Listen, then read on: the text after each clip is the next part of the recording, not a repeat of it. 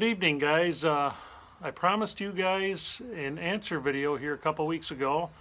I said I'd take a couple weeks to gather some of your questions, and I have done so. So we're just going to go down the list here and try to look into the lens of the phone. I'm trying I got a new iPhone for my work phone, so we're going to see how well it does videoing. So let me know, guys, if what you guys think.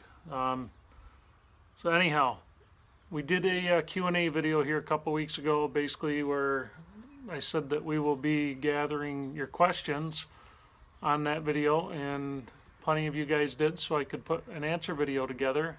And so we're not going to do a bunch of BSing around. I'll just get to the point. I've got your list here. I'm going to read your names off, the people who have public comments, just so you guys know it was your question. So here we go. So Eric CW, what is your name, tradesman? When you have a post and beam with a wind brace joined with mortise and tenon, all the joints cannot be snug. The brace goes in at a 45-degree angle, beam and post at 90 degrees. Where do you leave the slop and how much? Okay. My name is Jim, so for those of you who didn't know, when I came up with a name for the channel, I don't have a lot of imagination for picking names, and that was about the best I could come up with at the time. So, a 45-degree brace. See if I can find an example. Sit tight, see if I can find something for you. So basically, say this is the wall post, say this is the brace. This is awful. I should have prepared for this one a little better. So say this is our wall post. Say this is our brace. The point where this joint is going to have any kind of load on it is going to be down here, and inside the mortise it's going to be across the bottom. So across the bottom and right there on that surface. That's where the load's going to be. On the back side of the mortise, the inside of that mortise, it's not going to have any load. You actually don't want the tenon to touch that mortise, because as your timbers shrink, you don't want that tenon to bottom out. And it's the same thing on the top. So if we turn this around, say this is our tie beam, all right, and say this is our brace, and just I can fumble around a little bit here for you guys. So say we've got that there, okay? If this wants to pull that way on this brace, all that load is going to be along here and right there. So it doesn't matter so much what this side is doing. I actually cut mine square. I don't actually go in at an angle with the mortises. Some people do, some people don't. I don't, to save time. But so where you're going to have your slop, to answer your question in a roundabout way here, where you're going to have any kind of slop, if you do, is going to be where this tenon goes into the mortise at the back of the tenon. All right, so you don't want that touching the mortise. If that bottoms out, like I said, your timber shrink, it's gonna push and it's gonna heave stuff. So you're gonna load bearing right along this face and right on the end here. I hope that answers your question. I could probably do a better video on that. Maybe we can do a cutaway of maybe we can, you know what, I think we'll do that. We'll do a cutaway video of what the inside of the mortise would look like and how the brace sits in there, because the bracing seems to be a lot of questions on bracing and layout, stuff like that. And I think the last video I did on the layout, I think I could do it a lot better now that I can move it outside, get better lighting and stuff, and we'll see how that goes. So move on to the next one. John Kelly wrote, what would be the best and cheapest option if you couldn't afford cement? Making holes in the ground and sticking the posts in that way, or would there be another better option? So, a structure like this, traditionally they were built, and there's still plenty of them standing that are hundreds of years old. Dry stack, stone foundation, sunk in the ground a couple feet, if that, with a sill beam all the way, or sill plates all the way around, and then the wall post sat into the sill plates. the sill plates were actually not even attached to the stone. So the whole frame, the weight of the building actually held that whole thing together. From the sounds of a couple questions or a couple back and forth with John there, for what you want to do with your structure, you're probably going to want to pour concrete piers, and you want them conical shaped, so they're going down, so they flare out. That way, that frost is gonna have a harder time pushing them back up. But depending on the size of your building, what you're planning to do, they're gonna end up being fairly substantial piers that you put into the ground. You got to remember that this building has to tie together. I mean, the whole structure of a timber frame, or most buildings for that matter, but particularly on a timber frame, that whole structure's got to work together. So when one part moves, it all has to move if it's going to move. So you don't really have any room there for give and take. You got to figure, if one of your wall posts sinks into the ground and isn't touching, being held up, it's going to make a whole section of your frame sag over time. It's going to weaken the structure on the tenons. To do this kind of building, you really need a good foundation. Whether you break frost wall and lay blocks with poured footers, that could be a cheaper option. You could always lay block piers. You're going to want to waterproof them though, so that the water doesn't get in, and then they freeze in the wintertime and it cracks your blocking apart. You definitely, if you're going to go that route, you want to waterproof them.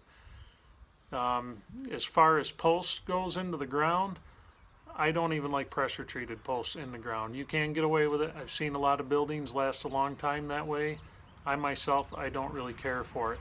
So say you get a pressure treated 6x6 and you want to put it in the ground 4 feet and build your pole barn up from there. You can do that. A lot of people do it. A lot of people have buildings that last for a long time that way. But if you do that, my advice to you, tar the hell out of that thing with the foundation sealer, the black foundation sealer. They sell it, you can go to Lowe's or Home Depot and you can get it, it's called driveway patch and foundation sealer. It's the same stuff. Put that on your post and get that and coat it well out of the ground, maybe a good 6 to 8 inches out of the ground, maybe a little bit more.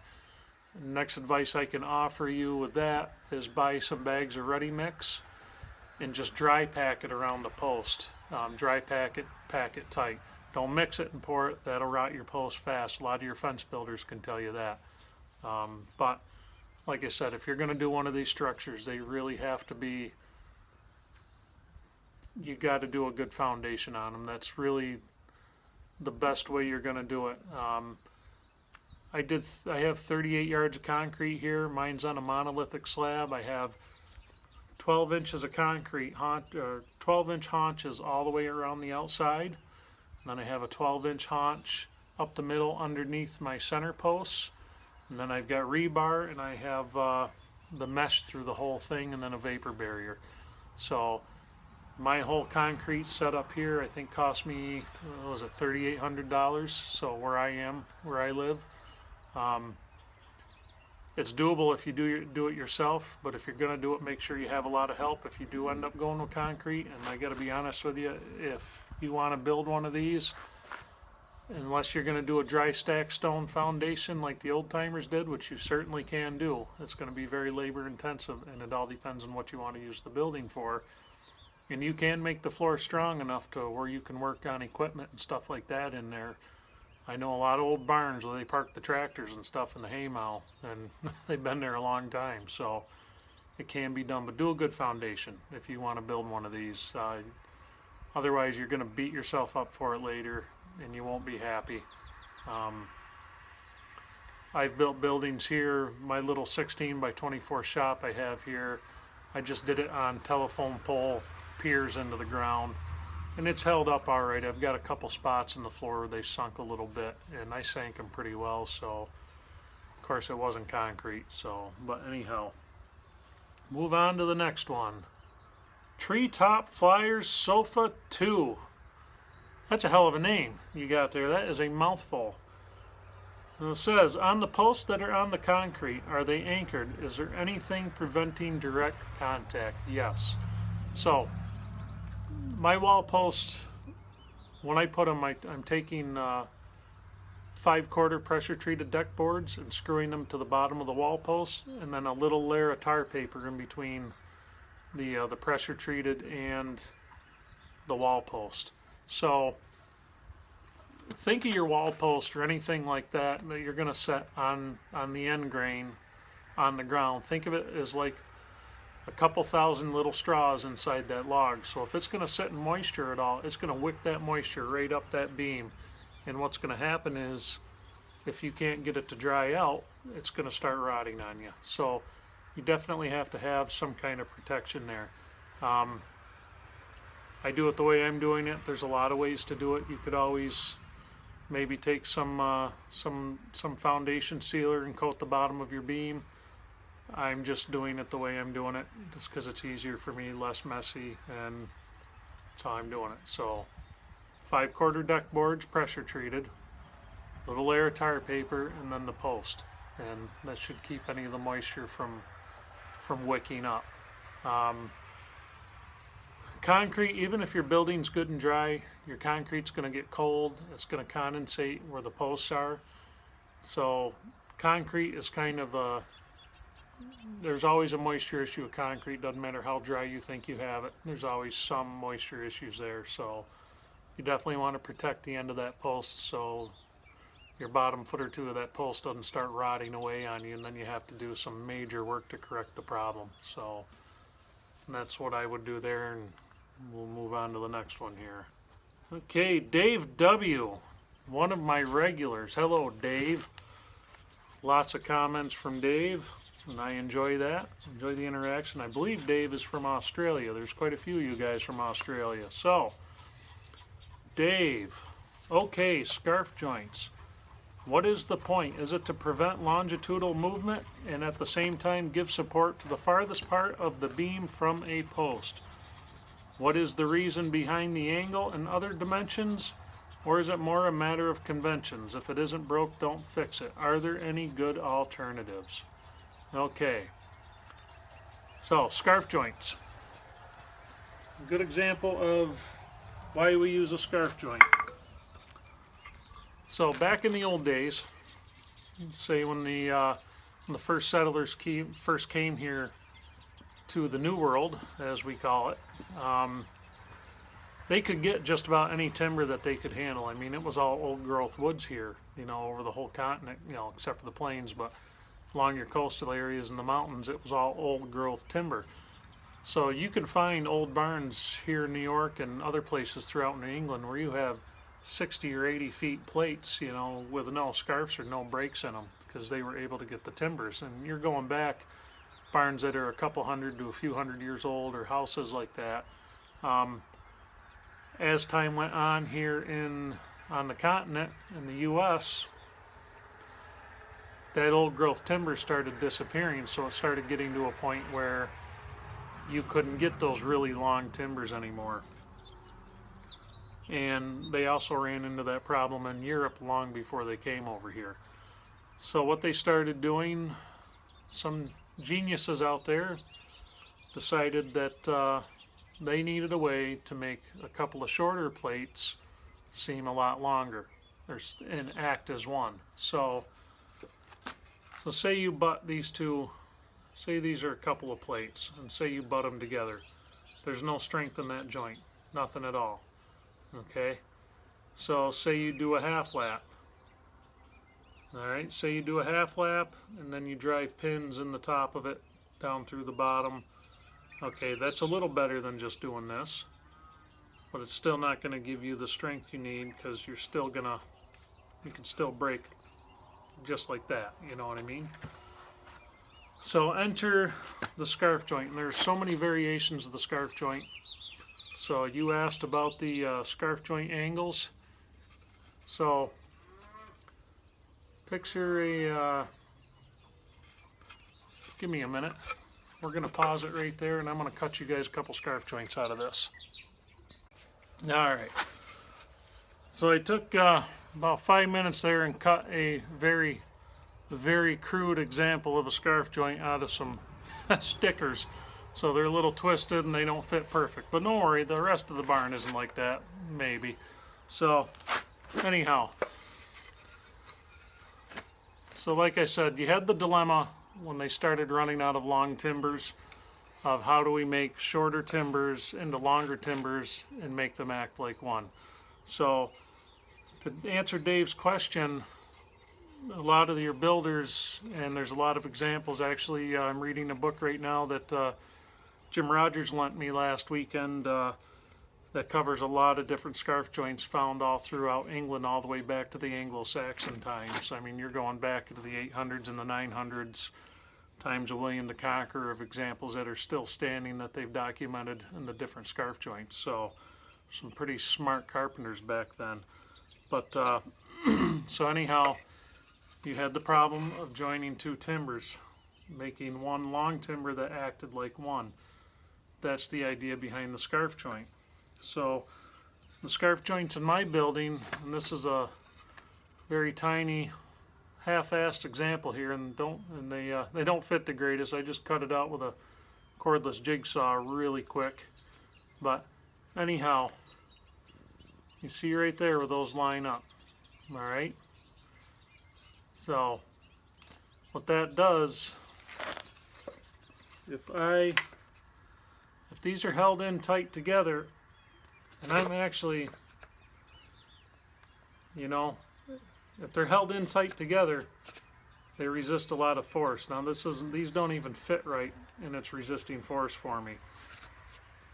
And what revolutionized this particular style of scarf joint was that square hole in the middle right there. That's where you drive two wedges, one from each side, the opposing wedge in. So that'll helps keep these pushed together. But anyhow, the reason for the slope cuts. So say you went just straight across the grain, you're not going to get any, and join them butt to butt. It's not going to happen.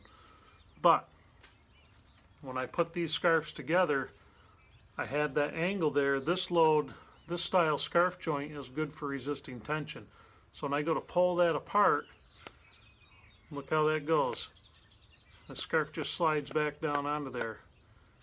If God forbid everything else failed, that slope cut, that would catch there and still hold it. But, and also you get stronger timbers if you don't go straight across the grain, but you go diagonal. I don't feel like I've explained that very well. So anyhow, you can see this style joint.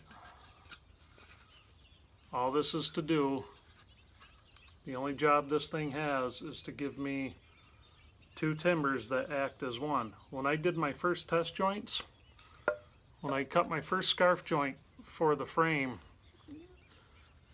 I cut them, I believe I had two 10x16s, total of 40 feet long.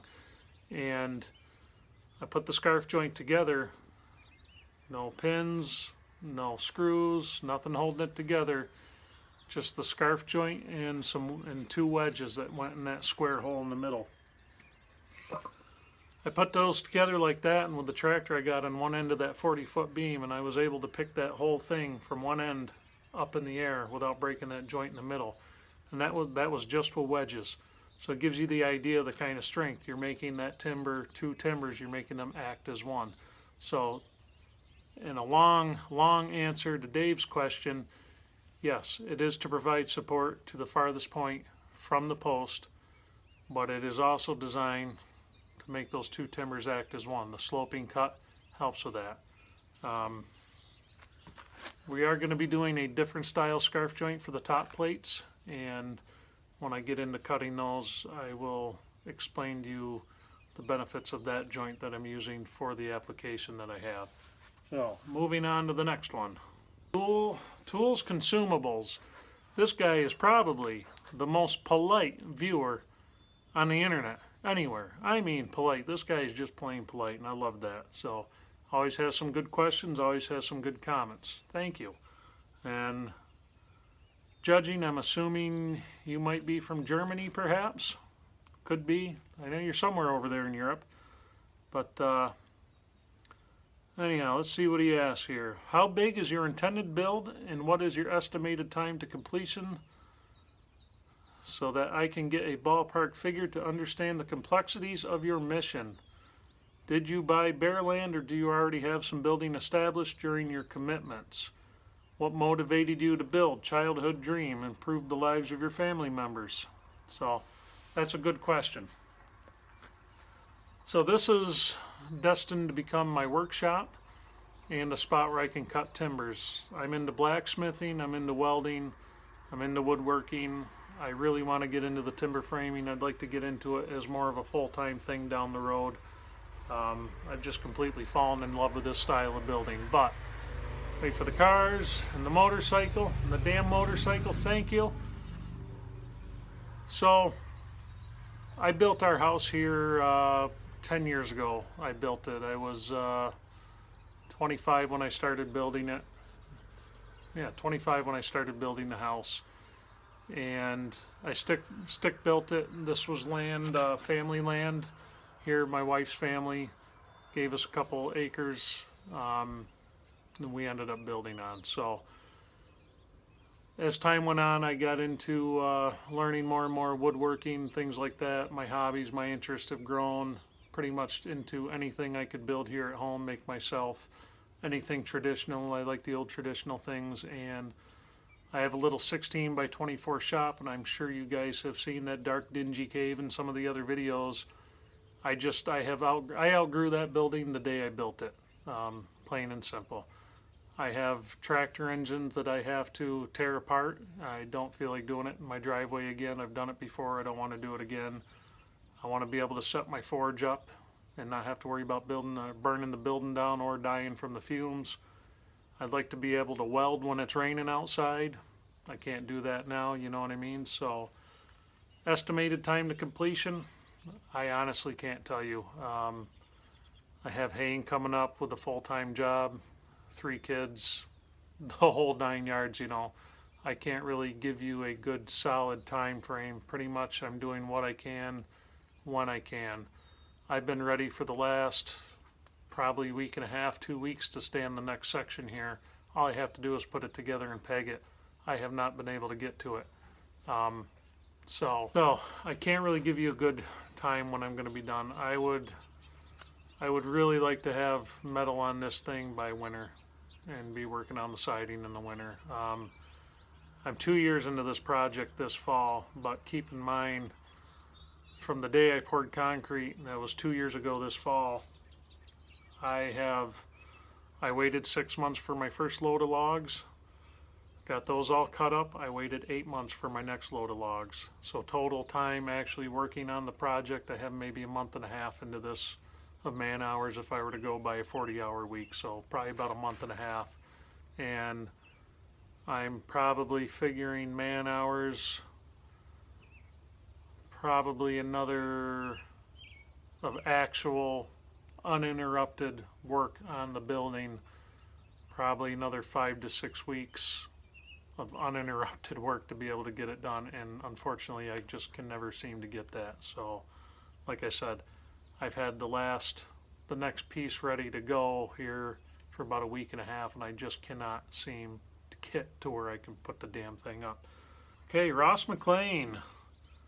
Just one question. What do you think about the Japanese saws that I see people using when doing timber framing? I love them. I really like the saws. They're accurate. They do a fine kerf. They cut on the pole stroke. It's a lot easier on your body. And their hand planes also cut on the pole stroke. It just makes it a lot easier. I notice when I'm using the European style saws, if you push too hard and the saw catches, the saw tends to bow on you. And the Japanese saw doesn't do that, because when you're pulling it, it straightens it right out. I'm using what I'm using because it's what I could find locally. I do have some Japanese saws. I really like them, but for the big joints here, I had to go with longer saws. That's the only reason you're seeing the European style saws. and but definitely love the Japanese saws. They're excellent. Okay, Jim Reynolds, feel free not to answer this. Is your wife behind you on this journey? Does she help with the build from time to time, or does she just tolerate it to make you happy? With the time you put into your work, my wife might have something to say about it. Jim Reynolds, you must be a clairvoyant, because my wife is ready for this thing to be done. My kids are ready for this thing to be done. I have slept, breathed this barn and this whole process every chance I can. And I wake up in the morning, I'm thinking about this build. I go to bed at night, I'm thinking about this build. I'm in the house eating dinner, talking about this build. My wife's a patient woman. I married a saint, and she wants it done, but she's tolerating it. So, and no, she hasn't been out here with with the 3 kids. She's played. Sometimes she has played single mom, taking care of the kids while I'm working on this, and it is very much appreciated. Okay, next question. Thomas Russell. Just for you, Thomas Russell, because you enjoyed the music so much and the Death Camp cello music on a couple of the videos. There's going to be one of these that's going to have some goofy ass dubstep techno crap on it, and it's going to be just for you, and I'm going to dedicate it to Mr. Thomas Russell. And you know, Thomas, I'll call him Tom because Thomas is just a mouthful for a lazy guy like me. So, Tom wanted to know a non-barn related question. Did you eat the mouthy cow? I haven't heard her on the last few videos. I don't know if I could tell you that. I may have eaten the mouthy cow, I may not. I know it's been pretty quiet, but if you listen to the last video, the shitbird did get kind of mouthy a couple times. So this time of year they're out in the back 40 and just where I like them. Okay, R.K. Stewart wrote, moisture content of your logs before joinery, where you're sourcing them and how. And for those that didn't see my question half dozen videos back about how you sourced your power tools. Okay, so when you first cut your logs, you first cut your tree down, you have the sap moisture and you have water moisture in them that goes beyond the sap moisture. By the time I actually get around to cutting the joinery in the logs after they've been milled, because usually I don't pop them off the mill and go right to cutting the joinery. I actually let them set a couple months. Some of them I haven't, but a lot of them I do. So probably, I don't have a moisture meter, but if I had to guess, probably by the time I get down to cutting the joints in these, I'm probably cutting it when the wood's probably anywhere from 22 to 28% moisture. Now I could be off on that. That's just kind of an educated guess. The thing when you're building with green lumber, you either want to do it all green or you want to do it all dry. If you do it all green, you get it stood up, it's going to shrink, it's going to twist together, it's going to do what it's got to do together. It's awful hard to get timbers this large kiln dried. I'd never be able to afford it, or I'd never be able to build a kiln big enough here to make any kind of time in the drying process. You got to remember, kiln dried lumber is like a new fad of the last 100 years. Probably not even the last 100 years. People built for centuries with green or air dried lumber. You look at some of the old shaker furniture, you look at the old like Colonial Williamsburg, the furniture shop there, you know, that's all air dried wood. Every bit of it they use, and that's how they used to do it. If you look at some of the old colonial furniture that was built out of air dried wood, you'd never know it. I mean, a lot of it has not shrunk. You don't see big gaps in the joinery. Everything seems to fit together nice. It's not all warped. So, being a traditional person, everything I'm doing is either green for the barn or my woodworking stuff, it's all air dried. That being said, if you're going to air dry your lumber, remember it's about a year per inch of thickness. So, just to give you some guidelines there. So, the kiln dried, I mean, you're taking it down to 8 to 6% moisture content, which is great. It's nice you're killing any bugs that are in them, and you're setting the sap. If you're doing it at, I think it's 120 degrees, sets the sap in wood and kills the bugs. I don't worry about that with my projects. I've had good luck with things not shrinking on me, swelling on me. I have had issues in the past using kiln dried lumber to where sometimes if you get a really humid summer, it does soak up some of the moisture out of the air if it's not sealed up properly. So again, I go with the air dried. As far as where I source my power tools, I went to eBay. I got my chain mortiser used on eBay. It cost me $1,000 shipped from Denmark.